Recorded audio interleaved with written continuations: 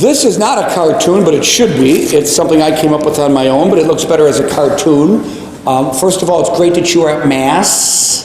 My mother, who does not make it to Mass at night at all, but even during daytime, sometimes she doesn't show up because of her legs, she gets to watch the videos. So I show her the videos. These homilies get taped.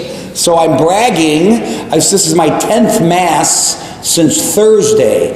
I buried a 94-year-old on Thursday, a 97-year-old on Friday, and an 18-year-old on Saturday. I will talk about in a few moments.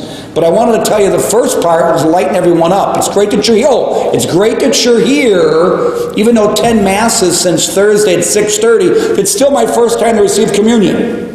I need you to think like that. Get that in your skulls. This is my 10th Mass since Thursday in my mind. It's my first Mass. This is my first communion. Every Mass, if you're with the Lord, if you're intense, a little bit, not this intense. Crystal Lake couldn't handle this intense. Father, how well are you doing? My response is, any better there'd be two of me, and people shriek. I don't need you to be this intense. A little more intense would be nice. Like today's Bears. A little more intense. But every Mass, you should think when you attend, as you prepare, as you sit, before we begin, during the Mass, as you participate, consecration, Holy Communion time, after Communion time. This is my first Mass, my last Mass, and my only Mass. As Father, what was his name? Was it Richards? Was it Rich? What was his name? Larry Richards. Larry Richards had something very wise to all the holy rollers. The holy rollers is not a pejorative term. That's a good word. You'd like to be mentioned in the group of holy rollers. When they die, the holy rollers, like my mom, are going to have 1,000,000 Masses sent for them. All the money my brothers and I might have seen, it's going to go to Masses said. Okay, so the perpetuation of what Christ did on Calvary will be applied to her soul, so there's very little chance she'll spend any more time than is absolutely necessary in purgatory, which is a good and holy thought. Larry Richards said, I'm going to have one Mass said for me, because the precious blood carries with it sufficient merit and power to accomplish the getting himself out of purgatory. Those are both beautiful thoughts. The point is, we got to enter this moment more deeply, more profoundly. It's said in today's gospel, forget the joke. It's said in today's second reading, Jesus became a little less than the angels so that he can taste death. He became death for us. That's why I am here today. It's not the $10 I get for saying Mass. That's what a priest gets for saying Mass, by the way. $10. It's your Mass intention. And if you can't afford to pay a Mass intention for your deceased relatives or friends, or for whatever you desire to have, we will forego the $10. So every once in a while, there's no $10 waiting for the priest after the Mass. That's not why I'm here. I'm here because the fact that he tasted death for me, I could pass through death. Your death is not a probability. Your death is not a possibility. Your death is inevitability. And I came here today to prepare for it, to receive the antidote for eternal damnation, to receive the gift of life everlasting. Think about those kids in Oregon. No one's talking about it. Those kids were martyrs. Those kids were martyrs. You know, I watch the news, unfortunately. That's my problem. I watch the news. Climate change, huge problem. I can't get my arms around it. It's just so huge. I don't even know if I'm being sarcastic. I had a little coffee. I'm not even sure if I'm sarcastic or not. How about that? I don't even know if I'm being sarcastic, but I know it's not the world's greatest problem. Christians being murdered in droves with very little or no mention at all about it. Those people were martyrs. Did you know the Catholic Church teaches that if you die in the practice of your faith, if someone murders me at this Mass, or shortly thereafter because I'm a priest or because I'm espousing, if I'm at the coffee shop one day and someone takes me out, which, considering my big mouth, it might not be for religious reasons. But if it's for religious reasons and they're consciously doing it as such, the church teaches that victim does not go to purgatory. If you die if your blood has been shed while you were practicing the faith or defending the faith, the church teaches you go straight to heaven. The blood of Christ mingles with yours, and you get that free pass. Knowing my sins, my mother's watching, knowing my soul, the only shot I'll ever have of getting out of purgatory, okay, is getting in there. But that's why we're here. I want to bring this in somehow. I guess I'll go backwards before I go forwards. Let's just tell a joke. We got time. If you're visiting, I apologize. This homily makes no sense whatsoever to you. If you are a regular Sunday Mass goer, this is how I operate. So back to the first reading. Man was alone. I think this is funny. Maybe you don't think it's funny. I think I'm a funny guy. So he had the animals. He had the trees. He had everything. And it said, it is not good for man to be alone. We all know this. He needs a helpmate. So there's the first cartoon. What would you call the first thing? The first cartoon frame. I think frame is the right term. I'm going to go with frame today, Alex, for 500. What is frame? The second frame, the first reading said it's a woman. My second frame would be the Apple computer. It is not good. No one didn't get that yet. I'll spell it out for you. It's not good for man to be alone. He gave us the Apple computer. That's what everyone seems to be doing now. Personal communications are down. Hanging out with someone over a cup of coffee and just talking is down. Social isolation is up. Feeling alienated, not fitting in, having pressure getting into a social group is up. That's what they got. We're supposed to have each other. We're strong together in numbers. People choose their technology. It spills over into the gospel where there is divorce. You trust me, I did this last couple masses. I don't have enough time to go there, so we're just going to keep moving on. Just go like this. You like the joke. Did you get the joke? It's not good that man should be alone, and then they made the Apple computer. And that's where most people are going. And parents, sorry parents, I don't know how you do it. I can't do it. I've done it to the few people I've had dinner with, or even at the coffee shop. One of the guys brings his kids. I took the computer Saturday from one of the girls. I walked it over to the garbage. She was 15, 16. She freaked out. She thought I was actually going to throw it in the garbage can. I wasn't. Your computer! Wow, if anybody wanted to go to church like that. It's true though. If you're at my dinner table and you're texting, you're out. Find someone else to hang around with. We're not hanging around together. Unless you're a brain surgeon, a doctor, or cop, you got some important thing to do. What is that? Parents put up with it, I'm sorry. I can't govern your house. I don't know where to begin, but way too much of that going on, and it's dumbing us all down. Life is not serious enough. So let's go back to where I want to go with the homily. Going to Haiti soon. We just had a Haiti dinner. When you think about the country of Haiti, you thank God for the United States of America. I visited jail recently. I said I visited. It's good to leave jail and know that you are free. Wednesday at 1:20 p.m., as I awaited one of my funeral appointments, I tried to fall asleep in the office on a chair. This is an important detail. I put my feet up on the desk. Monsignor's not around. I kicked back on this chair. I sat there for 20 minutes. 20 minutes after sitting in this chair, I got up with the worst sciatic pain I've ever felt in my entire life. No doctor would see me. I wound up at I can't say that. I wound up at a chiropractor's office in Cary. He described the pain that I had, which he knew about, sciatic pain. He said, men and women have crawled into this office with the pain that you are now having. I got a shot the next day from Father Berg, a cortisone shot. I'm fine. I'm on ice. I can't genuflect, but the healing process and the progress has been 4,000%. What's the point? I am far more sensitive today to those who suffer with chronic pain. The homebound, those in nursing homes, those in hospitals, people suffering with cancer, their caretakers, the blind, the deaf. We got to be a lot more sensitive to these people.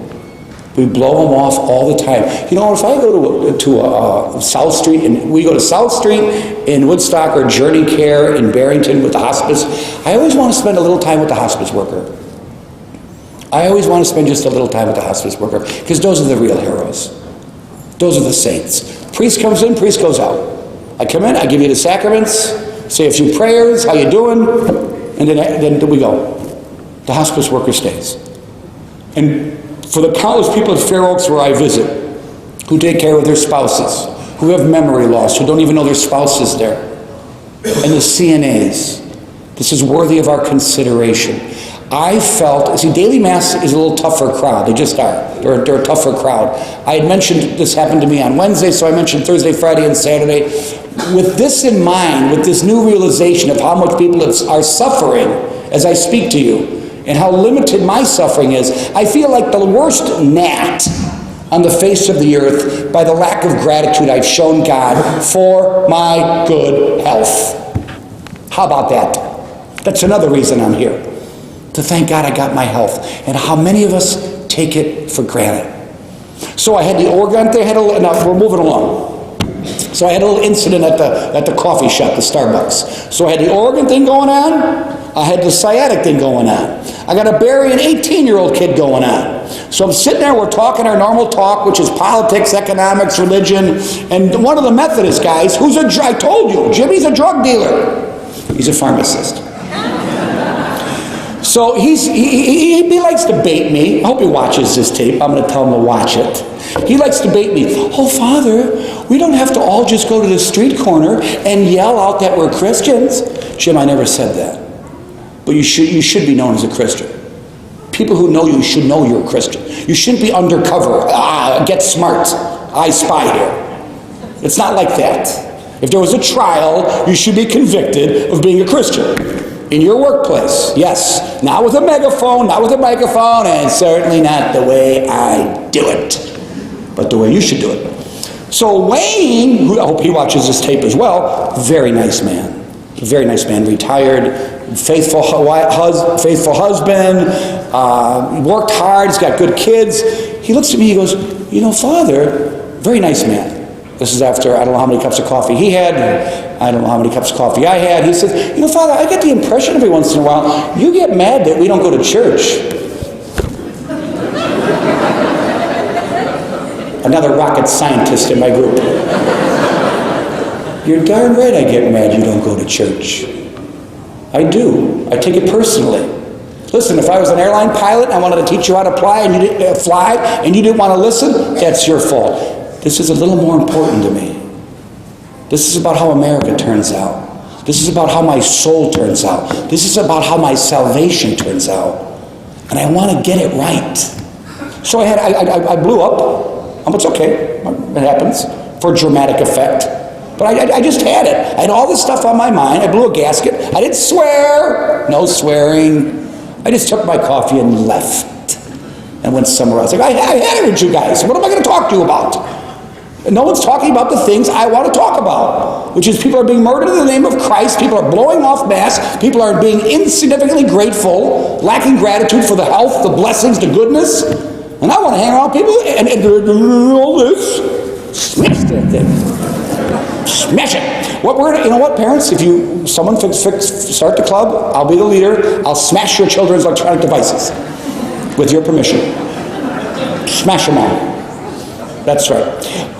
And I know we're laughing, but it's true. It's an epidemic. It's a total epidemic. So, 94, 97. So now let's go to the 18-year-old. And I guess that's where we're going to go with this. Because we came to Mass today because we all know we're going to die one day. You might not be thinking this thought, but I made you aware of this thought. And we are preparing with the Lord's blessing, invitation, and through His blood to have a place for us. God said, I have a place for you. Cooperate with me. Look, for the young kids who are in church today, this isn't just about a one-hour deal. My whole life is marked by His blood. My whole personality is marked by His blood. My social life is marked by His blood. Where I wind up when I die is marked by His blood.